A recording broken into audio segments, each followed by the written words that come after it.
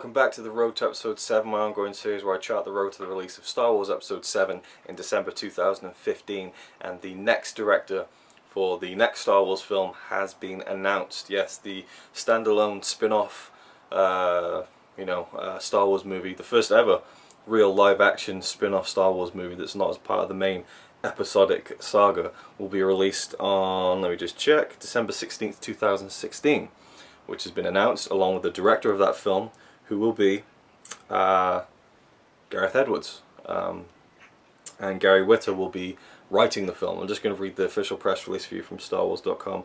In addition to the episodes of a new Star Wars trilogy, Lucasfilm Disney have begun development on multiple standalone movies that will offer new stories beyond the core saga. Gareth Edwards will direct the first standalone film, with a screenplay by Gary Whitta. The film is due out December 16, 2016, as I mentioned, so interesting that they're keeping with the December release dates.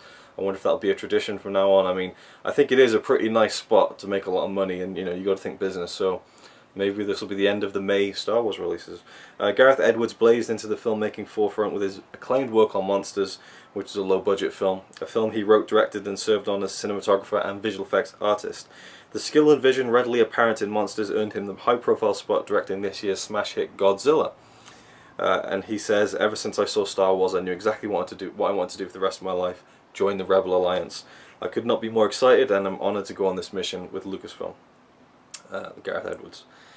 Gary Whitta, his screenwriting credits include 2010's The Book of Eli, starring Denzel Washington. He is also well known as a journalist and editor in the video game industry, as well as part of the BAFTA award-winning team on Telltale Games' adaptation of The Walking Dead, which is a fantastic game and written very well. Whitta states, "From the moment I first saw the original movie as a wide-eyed kid, Star Wars has been the single most profound inspiration to my imagination and to my career as a writer. It is deeply special to me, so to be given the opportunity to contribute to its ongoing legacy, especially in collaboration with a filmmaker as talented as Gareth, is literally a dream come true." I'm still pinching myself. So there we go. Awesome news. I think it's great. For me, that's really inspiring as an aspiring filmmaker. Myself, I'm 20. I'll be 26 soon, and I feel like, I've not really put myself out there at all. I've never really been involved in anything in the filmmaking world officially, and I feel like if I had really stuck to my guns when I left school, I could probably be doing something right now. I believe that, and I kind of think, maybe I'm just too old. I'm too old now.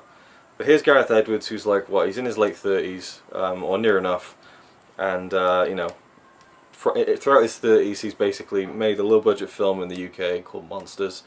That was so successful that he went on to make Godzilla, one of the biggest money makers of this year for sure, and now he's going to be directing a Star Wars film, and it's also been announced he'll be doing another 2 Godzilla movies after that. So it's really inspiring to me, and it's also awesome to see that people like him are getting a shot to direct these movies, and I think it'll be a really cool one. But of course there's no announcement on what the actual film will be about. I mean, the 3 ones that have been thrown around the whole past year or so have been a Yoda film, a Han Solo film, and a Boba Fett film. I don't know how they do a Han Solo film. If they're going to cast a younger Han Solo, it'll be a tough spot to fill. If they did a standalone Han Solo film with Harrison Ford, that would be amazing, but I just can't see that happening.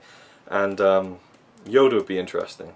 Boba Fett, I think, is just a shoo-in. That would be a really fun film, I think, in the right hands. And I think with Gareth Edwards and, let me just get his name right, Gary Whitta, I think it is in good hands. Finally, I just want to talk to you about the rumour that Drew Struzan will return to paint the poster for Episode 7. Of course, he's retired from making movie posters and stuff like that, and is focusing on his own artwork now. If you don't know who Drew Struzan is, you kind of do.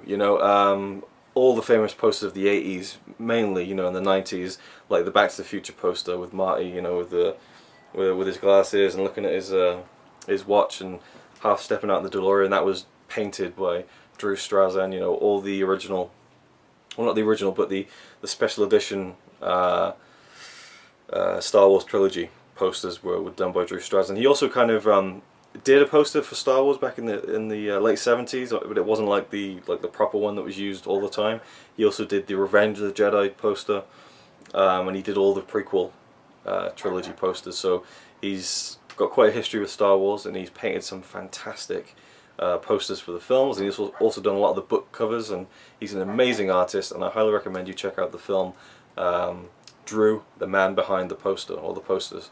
It's on Netflix, and it's a fantastic look at the career of an artist who fell into making movie posters as his main job, and just all sorts of people from George Lucas and Steven Spielberg talking about how important his artwork was to their films, you know, how iconic they've become. And so I think it would be amazing if he returned for a one-off deal, one-off shot to paint and compose the poster for Star Wars Episode 7. I think that'd be awesome.